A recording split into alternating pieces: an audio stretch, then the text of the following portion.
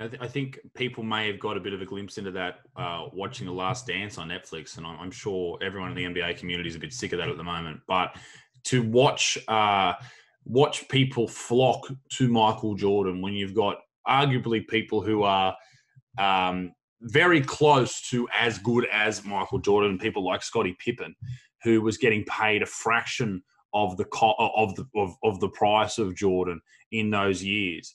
It's a strange thing to look at, considering that, you've got these people who are busting their ass every day on a team, but then there's this one dude that's. But I guess you see that in other sports as well. You see it in rugby league with people like Andrew Johns. You see it in the AFL as well.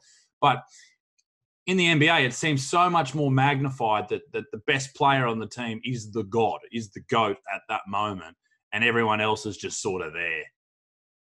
Yeah, and for Jordan, it was a little bit different. I mean, he was more than just the best player on the team. He was an icon. I think Scottie Pippen made a bit of a mistake by taking a long-term deal early in his career, and he took the security of having, I think, a 7 or 8 year deal at the time, and then within a year or two of playing that contract, he'd already exceeded expectations. So he kind of cost himself a lot of money. So he took the wrong gamble.